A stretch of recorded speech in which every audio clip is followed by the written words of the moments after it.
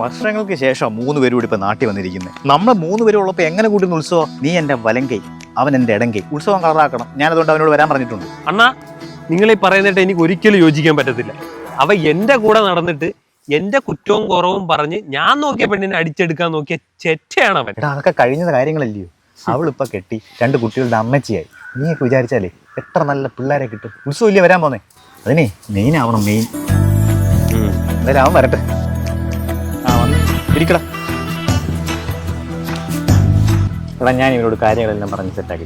നീ ഇനി പഴയ കാര്യങ്ങളൊന്നും മനസ്സിൽ വെച്ചോണ്ടിരിക്കരുത്. നമ്മൾ 3 പേരും ഒരുമിച്ച് നീ ഉത്സവം കളക്കാനുള്ളതാണ്.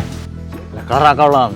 ആണോ? എനിക്കെന്താണ് വിഷയം? ഇവൻ പറഞ്ഞുള്ള കാര്യമൊന്നും ഞാൻ ചെയ്തിട്ടില്ല. ഇവന് ശാലിനോട് ഇഷ്ടമുള്ളപ്പോൾ തന്നെ ഗീതയോടും സുഗന്ധിയോടും ഇഷ്ടമുണ്ടായിരുന്നു. അത് അവളോട് പറഞ്ഞ അത്രയേ ഉള്ളൂ. അത് സത്യമല്ലായിരുന്നു. എടാ, അതിപ്പോ പ്രശസ്തർ വരെ പറഞ്ഞിട്ടുണ്ടോ 5000-ലധികം പ്രേമങ്ങളാവാന്ന്. അപ്പൊ അവനിപ്പോ ഒന്നിലധികം പ്രേമിച്ചു എന്ന് പറഞ്ഞു. നീ അത് അവളോട് ഇന്ന് പറയേണ്ട കാര്യം ഉണ്ടായിരുന്നു. അവന് 5000 ഉണ്ടെങ്കിലേ എനിക്ക് ആ ഒരെണ്ണം കിട്ടണ്ടേ അണ്ണാ. അതിനുവേണ്ടിയില്ലേ ഞാൻ അവളോട് പറഞ്ഞു. എന്നിട്ട് നീ ഇപ്പൊ പുറമെ നടന്നിട്ട് ഒരെണ്ണം പോലും കിട്ടിയില്ലല്ലോ. അവള് കെട്ടി വേറെ പോയില്ലേ? ആർക്ക് പോയി? 2നും പോയി. ഇനിയെങ്കിലും നമ്മൾ തമ്മിൽ അടിപിടി കൂടാതെ ഈ ഉത്സവം ഗംഭീരമാക്കാനുള്ള ഒരുമിച്ച് നിൽക്കാനുള്ള പരിപാടി നോക്കാം. അത് എനിക്ക് പറയാം. എനിക്ക് കുഴപ്പമൊന്നുമില്ല. എനിക്കും കുഴപ്പമൊന്നുമില്ല.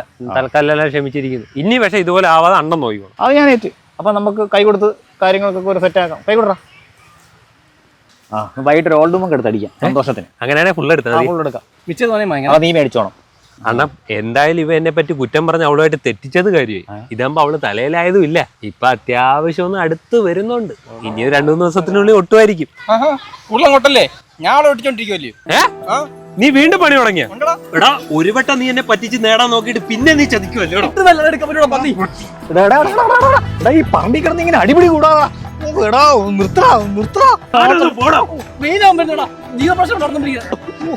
എന്റെ ദൈവമേ, ഈ ഉത്സവത്തിനെങ്കിലും ഇത് മെയിൻ ആവാന്ന് വിചാരിച്ചത്. ഈ കാലം വരെ സമ്മതിക്കത്തില്ല. കൊച്ചു പിള്ളേരാതാ വിചാരം. നാണമില്ല അയ്യത്തെന്ന് അടികൂടാ.